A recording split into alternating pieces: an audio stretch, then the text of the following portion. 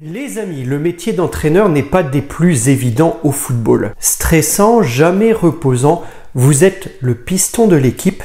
Quand ça ne va pas, le premier à sauter, et quand tout va bien, vous prenez moins la lumière que les joueurs qui composent votre équipe. En clair, on vous oublie souvent quand ça va bien, mais on n'hésite pas à vous réprimander au mieux ou à vous virer au pire quand ça va mal. Et pourtant, son rôle est essentiel, que ce soit dans l'élaboration de la tactique de jeu, dans l'exploitation des qualités de ses joueurs en fonction des schémas de jeu, dans la conception des entraînements ou encore dans la gestion du club au quotidien. Bref, vous le savez, on ne joue pas au foot sans entraîneur. Et ces dernières années, vous l'avez peut-être remarqué comme moi, nous assistons à un renouvellement des générations. Nous ne voyons plus les Capello, Lippi, Van Gaal, Wenger ou encore Giroud. Alors certains ont des fonctions ailleurs, D'autres reviendront peut-être, mais l'âge avançant, c'est de moins en moins certain.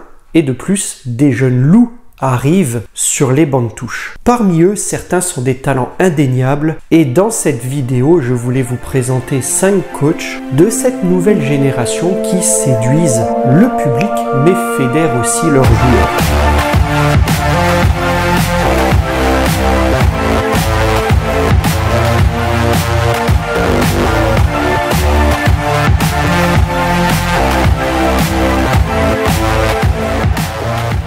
Bonjour les amis et bienvenue dans cette nouvelle vidéo. Ce sera donc un top 5 sur les jeunes entraîneurs qui réussissent à tirer le meilleur parti de leurs joueurs et de leur équipe. Vous l'avez compris, je ne citerai pas Emery, bien qu'il réussit une bonne saison avec Aston Villa. Je ne citerai pas David Moyes qui réussit aussi une très bonne saison avec West Ham. Je ne parlerai ici que de jeunes entraîneurs. Allez, installez-vous confortablement, c'est parti.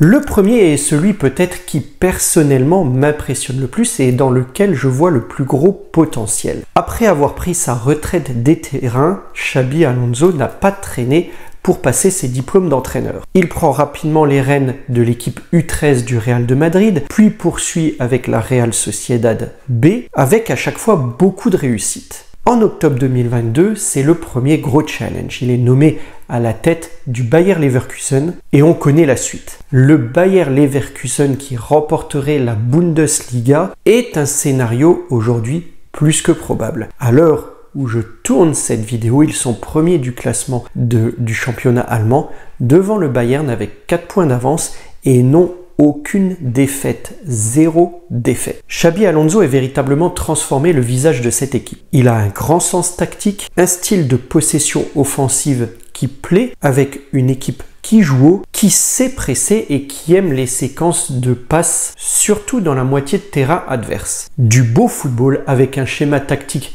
qui évolue souvent, même si sa prédominance est le 3-4-2-1. Regardez le Bayern jouer à l'occasion, c'est très plaisant. Il a remonté le club du bas de classement à la première place et on parle aujourd'hui de lui du côté de Munich ou du Real de Madrid. Rien que ça. Moi, je vois en lui un prodige à la Guardiola avec une carrière aussi prometteuse.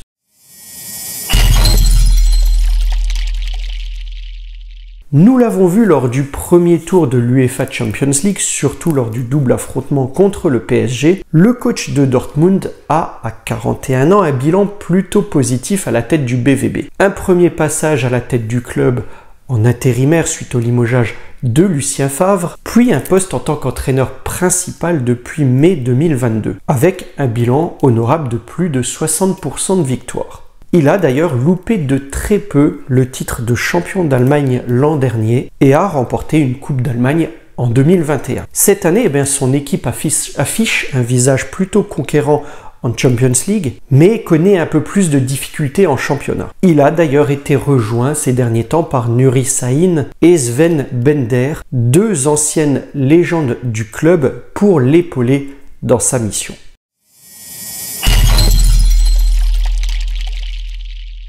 Oui, on a l'impression que ça fait longtemps qu'il exerce, mais Arteta dirige Arsenal depuis 2019 uniquement et n'a que 41 ans. Il a stabilisé un effectif où plusieurs joueurs entretenaient des relations assez bouillantes avec leur ancien coach Unai Emery. Arteta a beaucoup appris quand il était assistant de Guardiola à Manchester City et aujourd'hui lui aussi prône un beau jeu. Il est vice-champion d'Angleterre et cette saison, il joue avec Arsenal les premiers rôles en Première Ligue, encore une fois.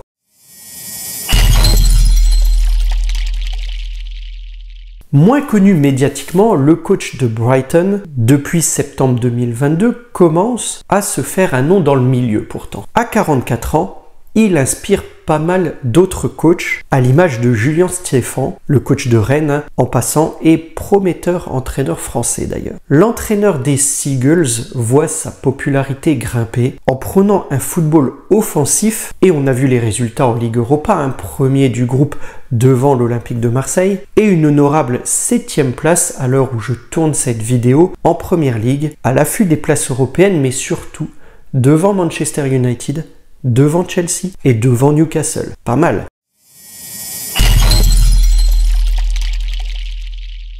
Logique, le champion du monde 2022 figure dans ma liste. Logique, oui, à la vue de son parcours à la tête de l'Albi Céleste et de ses faits d'armes depuis quelques années. En plus de la 3e étoile de l'Argentine, eh bien Scaloni a remporté la Copa América 2021, la Finalissima face à l'Italie championne d'Europe 2021, de l'Euro 2020 pour rappel, et Scaloni a établi le record d'invincibilité de l'Argentine avec 36 matchs sans défaite. Il n'a connu finalement que 6 défaites depuis 2018 et la prise en main de l'équipe. Il a d'ailleurs prolongé avec l'Argentine jusqu'à l'issue de la Copa América 2024, tant l'impact de l'entraîneur sur la sélection est importante, ce qui lui a d'ailleurs valu un surnom à l'équipe en son honneur, la Scalonetta. Voilà les amis, alors j'aurais pu citer en mention honorable Marco Rose, que j'aime beaucoup, le coach de Leipzig, ou Julian Nagelsmann, mais ces derniers temps, c'est un peu plus dur à la tête de la Mannschaft pour lui. Avez-vous, vous, en tête des jeunes entraîneurs prometteurs que je n'aurais pas cités? Si c'est le cas, n'hésitez pas à vous exprimer dans les commentaires. Quant à moi, ce sera tout pour aujourd'hui. Likez, partagez, commentez, mais surtout appréciez. Et je vous dis à très vite pour une prochaine vidéo. Prenez soin de vous les amis.